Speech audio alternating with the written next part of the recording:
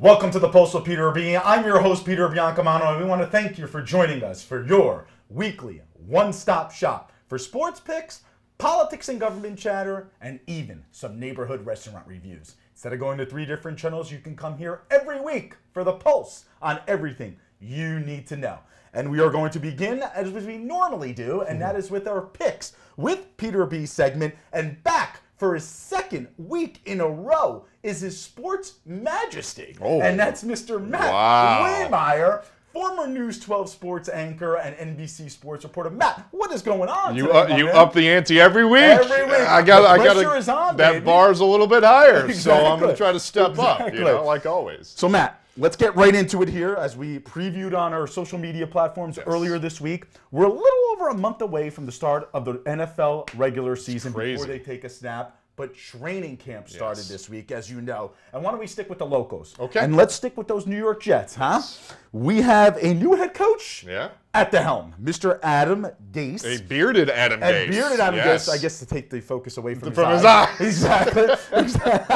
Too funny. So he made a bold prediction this week. He said the New York Jets are going to be playing meaningful football in the months of late November and December. This is a team that hasn't made the playoffs in 8 years and hasn't even been in contention the last 3 or 4 years. Yeah. What do you make of the new coach's confidence? I mean, my first reaction is, I think most people's reaction is quite simply, what else is he going to say? He's not going to get up there and say, well, they got to sell tickets. I got to sell tickets. I put butts in seats, as the saying goes. He's not going to get up there and say, well, I'm expecting 4-12 again, or 5-11, or 6-10. Listen. Anytime there's a new sheriff in town, you got to march up there. You got to have bravado and confidence like Rex Ryan did. And he was, people called it bluster, but then he took the team to 2 straight AFC title games and he backed it up until the whole thing fell apart. But at least at first, Rex backed up his words. It's going to be up to Adam Gase to do the same thing. And the deck is stacked against him, was what I'm trying to say a little bit, because he had an under 500 record in 3 seasons at Miami. He's got to prove himself. And there's a lot of guys on this team that have to prove themselves. So it's okay for him to say, we're going to be playing meaningful football. It would have been better if he said, we're going to be playing meaningful football, or I'm going to give $100 bills to every fan that comes to the stadium in the last week of the year. Let's free beer. Free beer, free money, free something. So they're just words. They're just words, but it's what you want to hear from a head coach. He's exhibiting that confidence right now. And again, let's see if they can back it up. And we know those Jet fans are passionate about their team. So they probably love hearing this. Of course. They really, really do. Now, you mentioned some of the players. They're the ones that put the product on the field. Of course. Let's talk about probably 2 of the most important positions on any team, and that's the quarterback, running back dynamic. And let's start with the quarterback. We have Sam Darnold going into a new offense. Yes. What do you make of that? So the sophomore season, as they say, can be a make it or break it year, because sometimes if a guy excels in his rookie year when the league really doesn't know a lot about him, they call it the sophomore jinx, where, the league knows you, they've studied you, they know your tendencies. How do you respond? Do you take it to that next level, or do you maybe go down a notch? And that's going to be up to Sam Darnold to elevate his game. He missed 5 games last year with that foot injury, if I recall. Came back, he was very good the last 3 or 4 games of the year when he was healthy. So now Jets fans want him to take that to that next level. He gets glowing reviews for his poise, his confidence, his mechanics, his makeup. You hear nothing bad about the kid, and he still is a kid. And he still is a kid. Let's be honest. Second year. Yeah, now, exactly. One of the biggest free agent signings of the offseason came from the Jets, of course, with Le'Veon Bell coming over, of course, after holding out last year with the Steelers. What do we need to see from? We know we could put it on the field, but what do we need to see from him before he takes the field? In training camp and during the preseason. In training camp, well, so far so good, because there was a funny story. I think day 1 or 2 of training camp that he took the conditioning test, which is hell for even the most fit players. He took it twice because my goodness. He was so amped to be out there and to be with the guys and practicing and running and doing drills. He took that thing twice. He passed it with flying colors each time. So that tells me that he is raring to go. But the one thing I kind of worry about is, it's a double-edged sword. Yes, he held out and he saved his body from a year of wear and tear and NFL physicality, but he also has not been hit. Right. in a year and a half. And at how is that his body? position, right? Oh my God, Yes, that's yes. the most demanding position on the field for an offensive player, Absolutely. in my opinion. Absolutely. So how does his body respond to getting hit and to the rigors of being in an NFL game? That's going to be a really interesting storyline for me. Absolutely. What else? What else are you looking at specifically from the New York Jets? And putting your back against a brick wall, like we always like to do here on the Pulse, give me the Jets' record this season. Couple of quick hitters. Chris Herndon, the Jets tight end, suspended for 4 games. That's going to be big because Sam Darnold, and really any quarterback, whether it's Tom Brady or the most inexperienced, wet behind the ears guy, they need. The tight end is looked at as a safety valve in most NFL offenses. If you can't find an open receiver, no one's open out of the backfield, check down to your tight end. If he can get open, Chris Herndon can do that. That's going to be a big thing for the Jets. Back against the wall, I'm not as confident as most people are that they're going to have a breakout year. I still see 6-10 for the Jets this year. 6-10, no playoffs, under 500. Yeah. Maybe 7-9, but I'm still going with 6. Again, you heard it here first from Mr. Matt Wademeyer, but you're not going to want to go away, folks. Up next, we have our second of our 2-part interview with Mr. Arthur Imperator, but Matt will be back later in the show to cover those New York Giants. We will be right back. For 30 years, New York Waterway has been a trusted friend of the city of Hoboken by enhancing the everyday commute for thousands of city residents and by always answering the call during emergencies big and small. Now that reliability and comfort the ferries offer is in jeopardy. The Union Dry Dock facility is vital to the ferry's existence. You don't have to choose between reliable transportation and parkland. Learn the truth. New York Waterway and Hoboken are better together. Visit nywaterway.com/truth. Welcome back to the Pulse of Peter B. I'm your host, Peter Biancamano, and we are here at Port Imperial in beautiful Weehawken, New Jersey, with Mr. Arthur Imperator, the founder and president of New York Waterway, for our second part. So, of our interview, of this exclusive interview. So, Mr. Imperator, last week we spoke about how important it was for the ferries to have a central location, or we kind of teased it, we didn't really speak about it, to have a central location such as the Union Dry Dock, so your ferries can be ready for emergencies such as the Miracle on the Hudson, such as, God forbid, ever a 9/11 ever happens again, such as a path closure, such as a Port Authority bus closure with the overturned garbage truck in Union City. And again, I know we spoke about this in our last episode that we did with you, Bayonne and Lackawanna Terminal are not that central location that can provide. They can't work. They can't work. They can't work. And why is that? They're too far away. There's no land area that could be developed. It would take 5 to 7 years. Way out in Jabib, you know, we can't be in Jabib. When the path shuts down, we have to be there. We have to be at the ready. But it's well known that neither of those locations will work. Right. You can't get into Erie Lackawanna physically. You can't get trucks. You can't get fuel. There's no room in the river to recreate what we already own at Union Dry Dock. And that's that. You know, people don't understand. And I'm sure most Hoboken people don't understand, and most don't care. But we move something on the very day of the path shutdown. We otherwise had moved 33,000 people that day. Wow. Add the 10,000, it was 43,000 people. And every day we do 2,000 trips. 2,000 trips. And almost every single one is on time. Like today, we had one trip that was 6 minutes late due to a mechanical problem. And how often does that occur? And it happens, you know, with some frequency, 2,000. What about the trains? What about the buses? What about the tunnels? You know? And they compare us to some kind of smokehouse. We're going to have a fuel dump of some kind. My God, when the tunnel itself, I said that in the last segment, that has something like several 100 million vehicles within the same distance of Maxwell Place as between Maxwell Place and Union Dry Dock. And Union Dry Dock is essential to our survival. Our men work, frankly, I hate to use the expression, they work like animals.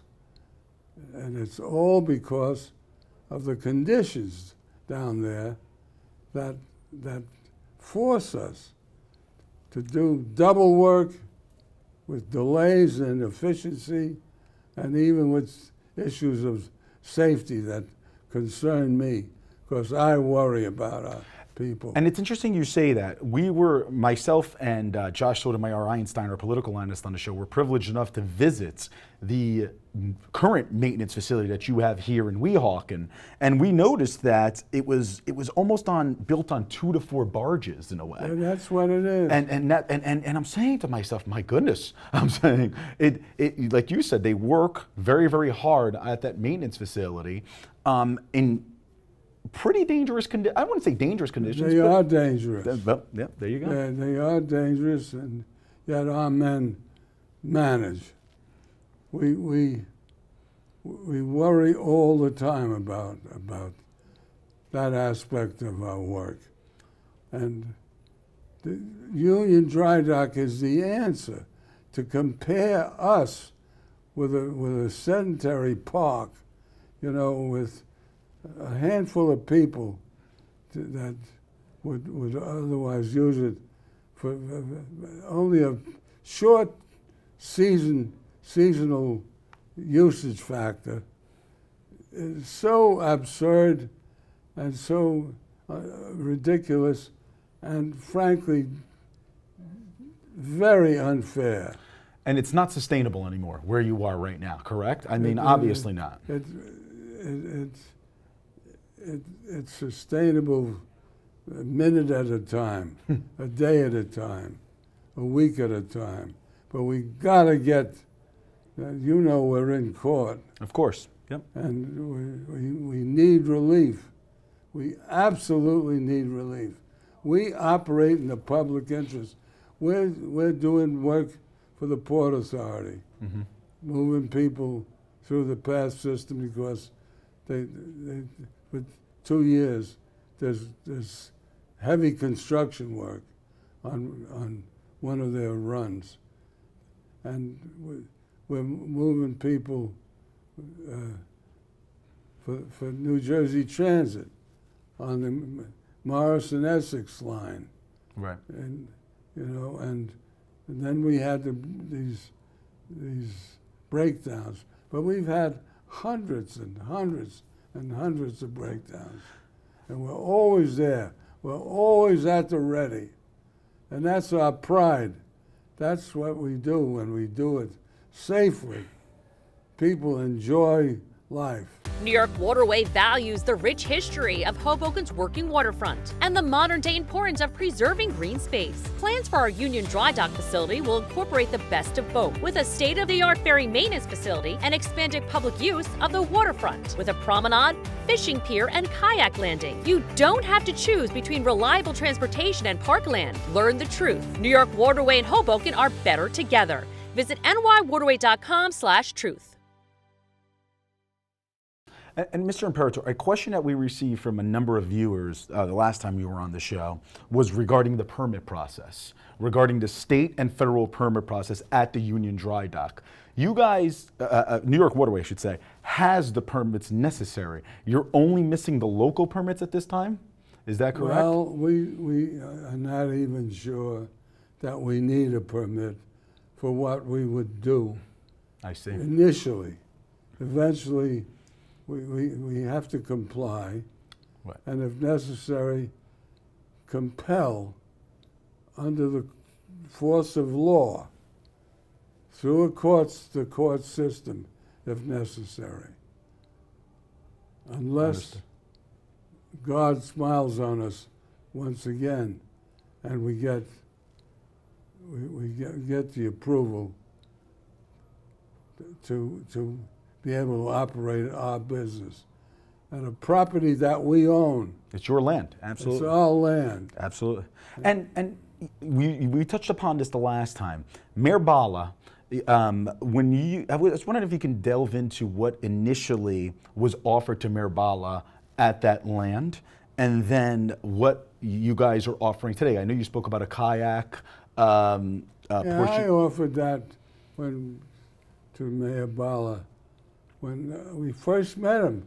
Within days of his election, we laid out some ideas of beautifying the walkway, maintaining it, and keeping it in first-class condition. You see the way we run this terminal. Of course. It's first class. All our terminals are run first class. Everything we do, everything we touch, my reputation. I'm in business 73 years. Right. I'm a businessman. So just going back to Mayor Bala, what was offered was the walkway, the kayaking, and the open space And that's a being fishing pier. And a fishing pier. I couldn't think of the other one. Yes. Okay, great. And that's what you're still going to provide there. Yes. I mean, and that's what's important.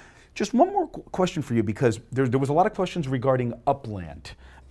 What does the term upland mean on a dry dock? And because we've heard Don LaLoya, who was on the show before, say that Lackawanna and Bayonne doesn't have the upland needed. What, if you could just explain to the viewers what that actually means? My God, you can't maintain. We have no upland here in Weehawken. Right.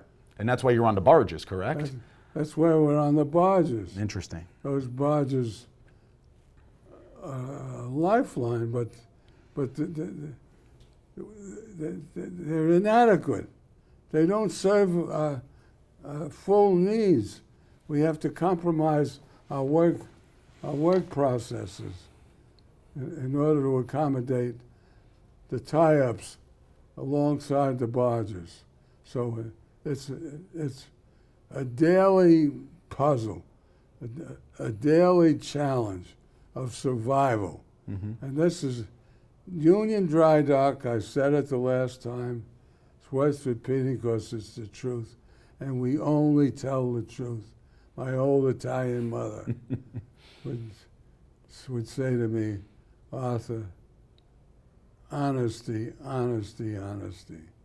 Everything is the truth. I was brought up that way. And we don't tell stories. We need it to survive. It's that simple. And also we could say the region needs it to survive because if there's a path closure, if there's a Port Authority bus terminal closure, if God forbid another miracle on the Hudson or a 9/11 happens. What about the tunnels? And the tunnels. What about the tunnels? Right. They're in bad condition. Terrible, right? And it's an open secret that Sandy wrought havoc to the condition of the tunnels. Sooner or later, there could be a failure. And then what? This is a big river out here. Right. And we know how to use it. Absolutely. Well, Mr. Imperto, before we depart for this episode, I like to give you a little bit of time to say anything you would like to most of our viewers in Hoboken, because I know you've been on the show a few times before and your message is certainly getting out there. But I think you've really covered the bases in terms of how New York Waterway is called upon. You're not making phone calls. They call you when emergency is here, and how important the Union Dry Dock is to maintaining that relationship with other people, so you can. It's right in the middle of our operating system. It couldn't have been better positioned. It could not have been better designed by the good Lord. With deep water, the water alone, if we had to dredge some of the sludge out of the river, it's $40, $50 million, and takes forever to permit. Nothing gets done easily. And we have all this in place at Union Dry Dock. So therefore, why can't we, in America, why can't we use our own property? It's amazing. It really is. And that's what commuters really need to know. We serve the public interest. Right. What we do is in the public interest. Right. And Union Dry Dock is a key to our service. And that's what really our viewers need to know, especially the viewers in Hoboken. And that's whenever there and we'd is, like their support. right. We'd like their support, so they call us, come see us, ask us questions.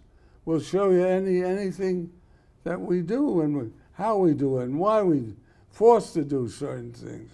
Right. You know, under such difficult conditions. Right. And I believe if anybody wants more information on that, the website is nywaterway.com/truth. And they can visit and see what Mr. Imperator is talking about. Oh, we're so glad to be joined by Arthur Imperator, the founder and president of New York Waterway, always giving us the truth regarding the controversial land in Hoboken at the Union Dry Dock. Mr. Imperator, thank you for joining us, and we look forward to the next one. Thank you for coming. Thank you. Peter Biancamano, your hostess with the mostest of the Pulse with Peter B. And we are joined by none other than Jake Biancamano. If you're ever in my parents' great Italian deli, you'll probably see him hanging outside or when the deli is closed. And Jake wants to remind you, he told me he wants to remind you to make sure you follow us at our new Instagram page, and that's at The Pulse with Peter B. Make sure you like and follow us on Facebook by typing in The Pulse with Peter B in your search bar. And Jake also wanted me to let you know, because he tells me he watches it all the time, to go and binge watch our past episodes of The Pulse on YouTube by subscribing to our network. Jake, do you got anything to say? Nothing to say from Jake. Thanks, everybody. We'll see you soon. Welcome back to The Pulse with Peter B, and this is our bonus pick segment, still joined by Mr. Matt Waymeyer, his sports nobility, as I like to call him. It just gets better and better. It does. I mean, trust me. Majesty, nobility, Majesty, hey, you know, I keep mean, it coming. Brilliance, everything. There you go. And as mentioned earlier in the show, we tackled, pun intended, the New York Jets.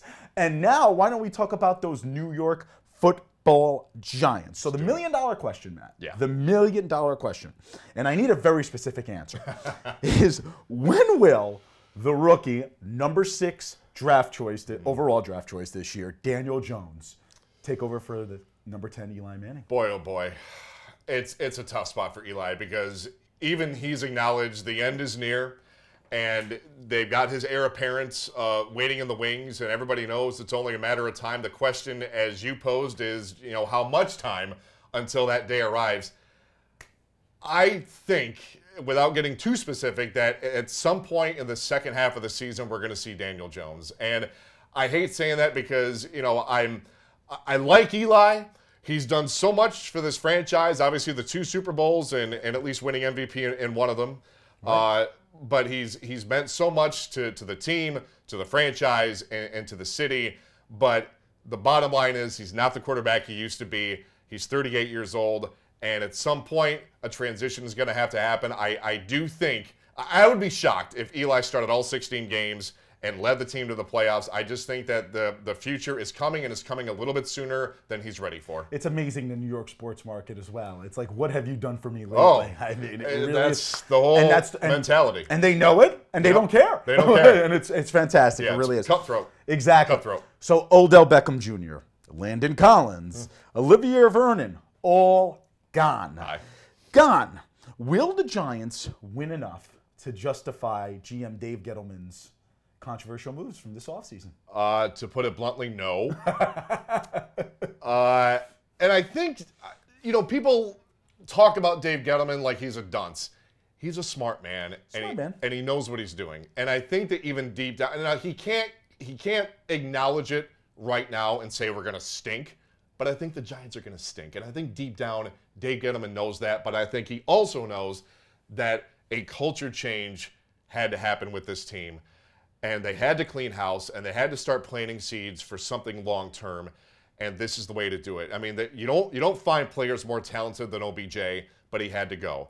I'm not sure what kind of locker room discontent guys like Collins and Vernon caused, but Dave Gettleman saw fit to jettison those guys too. And I just think it's a complete facelift, a complete makeover, and he knows there's going to be a rough transition period. That period is going to come this year. I think the Giants are just not going to be, they're simply not going to be a good football team, but he knows that something had to be done to plant the seeds, like I said, for a brand new foundation and for something long term.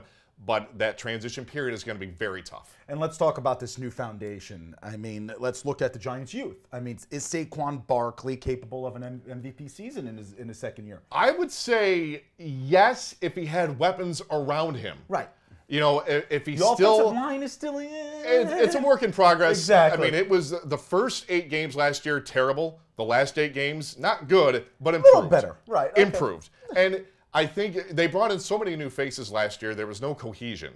And it takes time to develop that. Now that they have a little bit more time together, they can start to build that cohesion. They're not going to be a disaster that they were in the first half of last year. So that's going to help. That's going to open a few more holes for Barkley. But again, are Golden Tate and Sterling Shepard going to command enough respect to get Saquon those open running lanes? I don't know. I mean, if they stack the box against Saquon, they go one-on-one against the Giants wideouts because there's no Odell. That's going to make life very tough for Saquon Barkley. Does he have the talent to excel in this situation? Absolutely. But how defenses play him is going to be very interesting. What's interesting about the Giants is their defense. I mean, they're so young.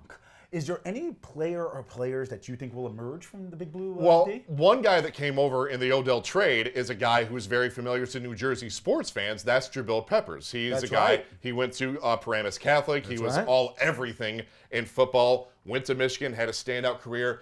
The question with Jabril is, you know, he's a guy, he's one of those human Swiss Army knives who's very good at a lot of things, but not great at one particular thing. And that can hamper a guy at this level, the NFL level, where if there's not one skill you necessarily excel at, then what is your value? And that's always the million-dollar question with Jabril Peppers, is that, again, he can do a lot of things. He can play in the secondary. He can return kicks, return punts, line him up on offense a couple times. He did that in Cleveland, did that in Michigan quite a bit. It's almost like a utility player. He's a utility guy. Exactly. But is there one thing that he can do better than anybody else? That's the big question, and the jury's still out right now. Jury's still out. All right, we did this with the Jets in an earlier segment. Now we have to do it with Big Blue. Oh, boy. Back against the brick wall. Giants record this year. Giants record. Well, for the Jets, I said 6-10. You did? I think for the Giants, look, this defense is going to struggle to stop darn near anybody. That's the unfortunate reality. I don't know how much Eli has left in the tank. I don't know how much of a difference Saquon can make by himself. There's no Odell. I think the Giants are lucky to win 5 games. I'm gonna go 5-11. 5-11. So New York Jet fans, be happy. You're going to be the best Got it by team. one win. By one win here in the New York Tri-State area. Well, Mr. Matt Waymeyer, former News 12 sports reporter and NBC Sports anchor, thank you for joining us. As always, my man. Great to see you. Folks, thank you for you guys joining us, and we will see you next week for The Pulse on everything you need to know. Have a great week, everybody.